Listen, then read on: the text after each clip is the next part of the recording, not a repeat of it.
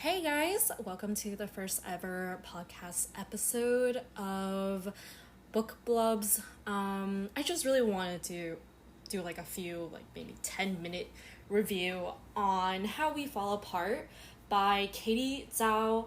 And this is like a book I've actually been looking forward to ever since news of it was kind of like circulating and Bloomsbury YA was like pushing marketing and stuff. And I was like, wow, this like looks actually pretty interesting. I even signed up for like their Katie's like street team thing, which is like she gives promotional materials to bloggers and we post them and tweet about them and try to spread the word, right? However, I couldn't do it for too long because like, huge like life-changing things kind of happened during the first few months where like I kind of started it. So I feel really bad, but I did immediately request this book from the library, and I just finally got the notification that my place was up, and I just downloaded it onto my Libby app, and I just started reading. So I got it today and it finished today, and it took me maybe around like 4 hours. It wasn't a really long book, around like 300 something pages. And I had to say, I already read the first, I want to say 10 chapters of this. Since when you join her street team, she gives you like a really quick ebook sampler of the first 10 chapters. And I have to say, I was like really hooked on those first 10 chapters. But when I got the book, I was kind of, I don't know, it was like a little bit overdone. But I get it. It's like in the terms of like Gossip Girl, where a lot of drama happens and you don't really get much choice in the matter because, these are kids in elite prep schools with a lot of money and a lot of influence and power. So this review will be quite spoilery because there's really no way to kind of review this book without giving a little spoilers. So we are shown a cast of 4 or 5 characters. It's Jamie, Nancy, Alexander, and Akil, and oh my gosh, I cannot remember her name. It started with a K. I can't remember, but there's 5 characters, and we start this book with people being really heartbroken over Jamie's mysterious death. No one knows what happened, but she has died. However, her family has been in the papers a lot because of a huge scandal with her father. Apparently, he's been like money laundering or embezzling, one of those things. And so we kind of like, the book kind of jumps between the past and the present. Like, the past is like when Jamie is still alive. And Nancy, our protagonist, is going through like, oh, I'm friends with this person because I'm terrified of her, but also I really want to be her. And we kind of like, go through all of her emotional turmoil. And she has this, Nancy has this like kind of secret relationship with an upperclassman who ends up graduating but coming back as a student teacher. And they kind of like restart their relationship, which obviously is very illegal. And the book does not excuse this. Like, they all know it's illegal, and we see how Peter kind of like manipulates her, but Nancy also like believes that she wants this as well. Which is she's a minor, so she's obviously being manipulated and stuff, but there is self-awareness between like all of the characters. So it's not, you can't just say, oh, we had to push all of the blame onto Peter. Like, yes, he's an adult, he should know better, but Nancy definitely also knew what she was doing was wrong, but she couldn't stop it.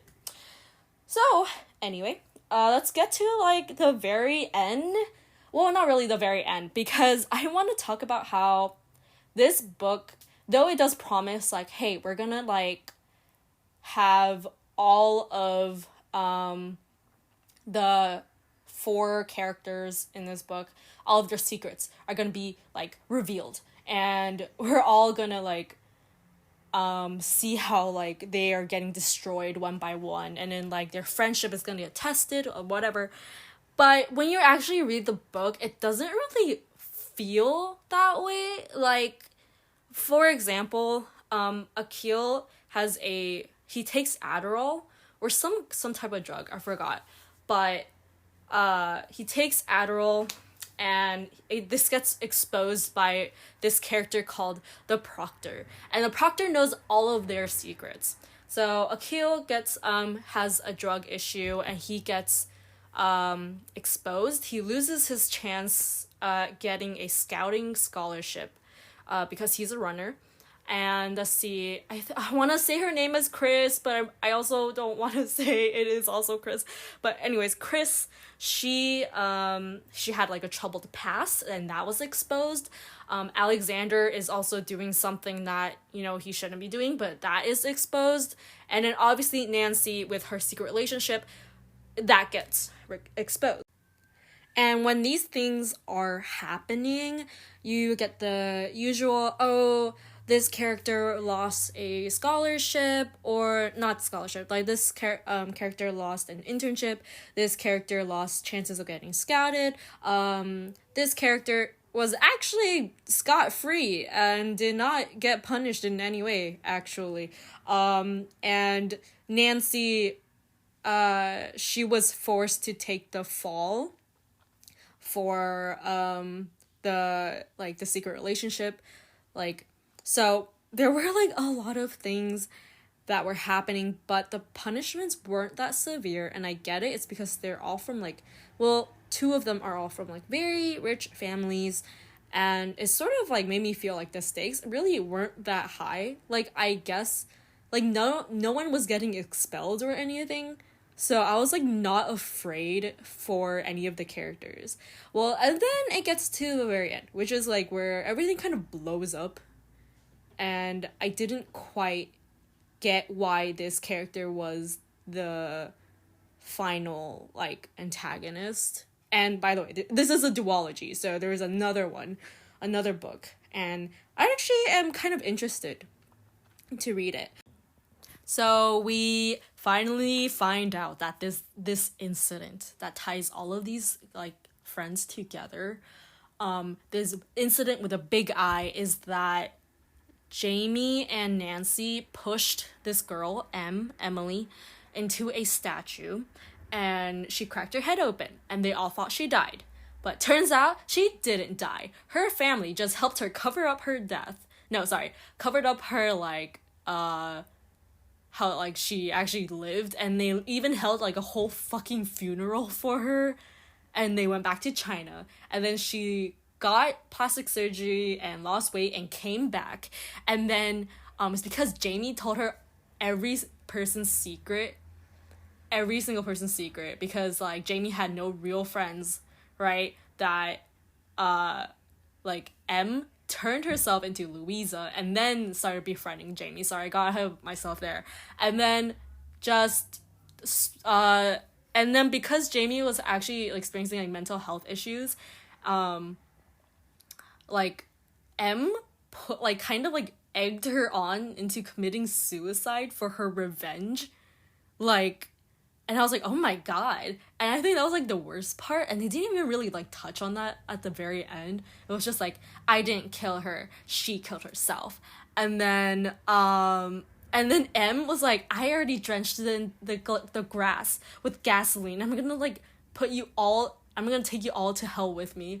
And then and I was like, okay, so I didn't like that M was the antagonist, actually. I think I would have actually really liked someone else that was the antagonist, because we did not hear about M until the very, very, very, very end, when she's talking about how everything went down. She didn't show up in any of the flashbacks, and didn't show up in the present time. Even Louisa, like, her other persona was just like, she was a very, very, very minor character. And I get that, like, Zhao wanted to kind of, like, you know, have it be like a big aha, like it's this person all along. But then she's essentially a stranger to the readers, so I just felt nothing when it got revealed. Like I felt nothing, and I was like so confused, and I was like, okay, so are we supposed to like actually care? Because I really don't, because this character was just like, it was kind of like do ex machina, kind of like having her be the final like antagonist. I think I would have really liked if like Peter was the last guy, right? Or like, you know, just be like, oh yeah, this is, you know, in his own like creepy way. I don't know what his motivations were, but that would have been cool. So I think that was like not that was alright. But I think actually I'm really interested for the second one, because it's gonna be surrounding the Golden Trio. So the Golden Trio was like these three beautiful boys, perfect Asian sons, that went to Sinclair Prep, the school they all went to, and there's apparently a big secret between all of them, that only like one other person knows, and like the three of them know. And I'm like really curious, because like I would love to like read about that. I just like, you know, it kind of sucks that the first book was like kind of lackluster, even though the second book has a much more interesting premise. But it's only if you like read the first book you actually care about the second book. But yeah, so all I have to say is that I kind of wish that it was done better. Also, the pacing was just so fast. I really did like the flashback moments where she kind of like sets up how like Nancy, like she fills in the blanks with Nancy and all that stuff. So that was cool. I just wish there was more. Like, I feel bad for Jamie, and I don't think this book did her any justice. Like, it didn't bring anyone to justice. I feel it was just like very like underwhelming in terms of like, did any characters get their comeuppance? No. So I think they're gonna kind of address it in the second book, because we also like the dad is gonna come back into play, and like, I don't know, maybe there's gonna be more pieces on board. That's gonna be interesting. So, you know, I have high hopes. Well, not really too high hopes, but I have hopes for the second book. I'm definitely gonna read it. Definitely gonna be on my TBR. But, you know, to give this book a rating on Goodreads, I gave it like a 3 out of 5. It's an okay book. It's an okay book, but it's not a book that I'm gonna be like lying awake in my bed going, oh my god, I can't believe that happened, you know. But yeah, I have high hopes for the author though. Like, she has promise. I know she's already an established author. Like, she's written a few books before this one. I think this was her YA debut. But she is right. I think her book is out, or is going to be out. It's a middle grade book about like, you know, esports. That's kind of cool. Anyways, I hope all of you enjoyed this. This is like a really experimental podcast episode, but you know, I just didn't feel like typing out a whole review. But thank you so much. I might see if I can transcribe this later down the line. But thank you. Bye!